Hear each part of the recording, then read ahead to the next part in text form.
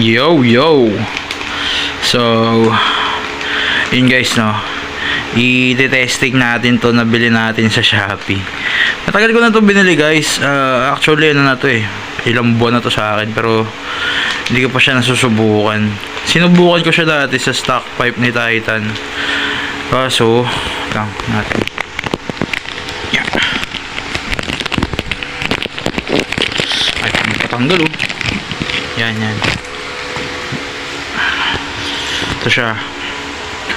Ano daw to? Sa Shopee. Parang whistle keme ba? Lalakas daw yung tunog ng motor mo, ng sasakyan mo. So, nabili ko siya ng 160 pesos. So, subukan natin siya dito kay Titan, guys. Pero paparinig ko muna sa inyo yung ano, yung tunog ni Titan pag wala ito. Tapos subukan natin to na nakalagay siya. Okay, let's go. Okay, so uy, go. Okay. Yeah. Ayan. Ito na yung susi. Hi, Bukbuk. Okay. Start natin, guys.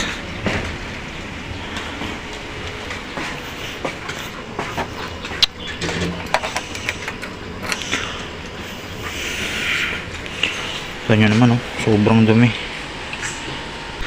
Start natin siya.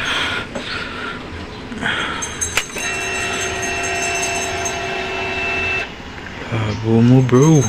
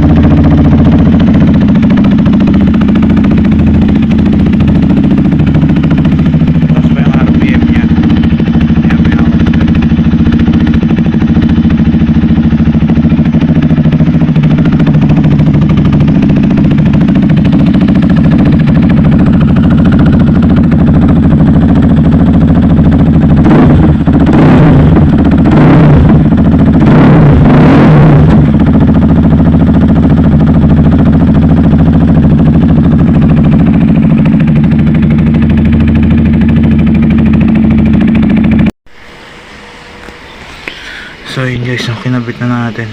Pero wala akong panghigpit. Hindi siya ganun kahigpit. Pero subukan natin kung tutunog talaga ng maganda. Scammer kasi itong Lazada at Shopee. Ayan, nasa loob na siya. Ayan. Parang ano siya, parang pito. Parang whistle, gano'n. Try natin.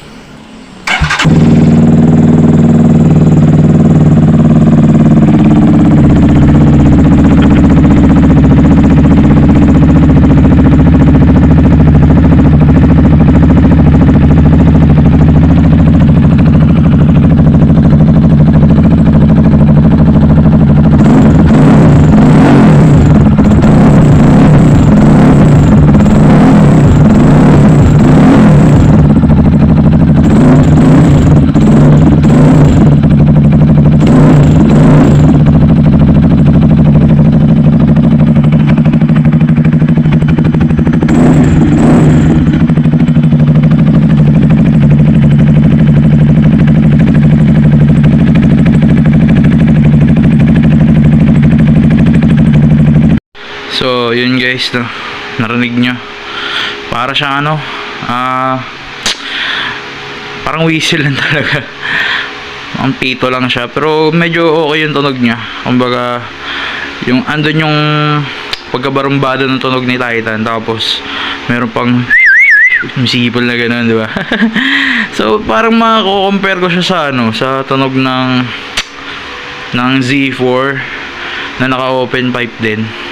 Kasi parang minsan naririnig ko parang may sipol-sipol yung sa Z4 pag naka-open pipe sila eh. So parang ganun siya. Okay din, siguro tatry ko ikabit to doon na pang matagalan. So yun lang guys muna, no. Shinare ko lang sa inyo tong nabili ko na ewan sa Lazada. Pwede na rin, na magagamit din naman kung pampaganda lang din ang tunog. So yun lang guys, no. Peace.